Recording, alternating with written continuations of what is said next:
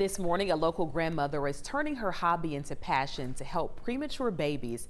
According to the March of Dimes, 1 in 9 babies is born premature in Georgia. She saw her grandson born prematurely and decided to help the other babies and their families by giving them a piece of comfort in a tough time.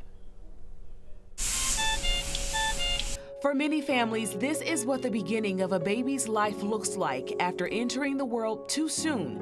Inside an isolette, parents only able to slide their hands through for the gentlest touch.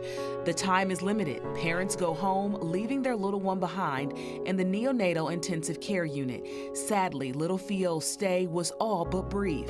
He was in the hospital for 133 days, and my husband and I were there for 132 of those days. So for the longest time, we couldn't even touch him. We couldn't hold him. All we could do was just sit next to him.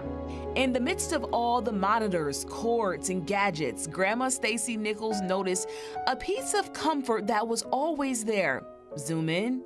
There it is, this handmade blanket used to cover the isolette, keeping the light out while holding in all the components that make baby feel like they're still in the womb. And I noticed when the families were leaving, they were allowed to take that special blanket with them. And so I asked one of the nurses, where do these blankets come from? And she explained that they get together sometimes as groups and they just make the blankets. So when our grandson graduated from the NICU and we were able to take that blanket home, I just told my husband, I want to help them with this. And that's when Stacy birthed Project Snuggle.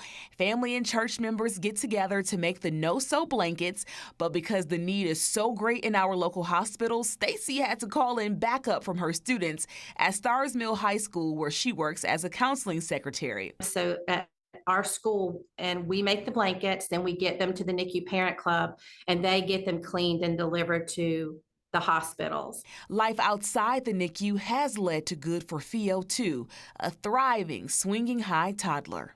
Now to watch him, he's had several surgeries. He could have struggles for the rest of his life, but to watch him run on the playground and play, and he loves music, he inspires me and he gives me hope. And if you want to get involved, Stacy says these blankets only take about an hour to make, so most people just cut on their favorite show or a movie and knock it right on out. If you would like to learn more about how to help, reach out to Stacy at projectsnuggle@gmail.com. Stacy says a huge part of making this happen was the perfect collaboration project there. She says the NICU Parents Club, they have been a huge help in the program's success, cleaning up the blankets and giving them to the families and placing them in the hospitals. What a bond for any family that's been through something like this, understanding how significant a blanket or any gesture really is. Right, and something to hold on to that's a sweet memory from a tough time. Yeah. We need that little takeaway. We wish Stacy the best with Project Snuggle. Great story, love it.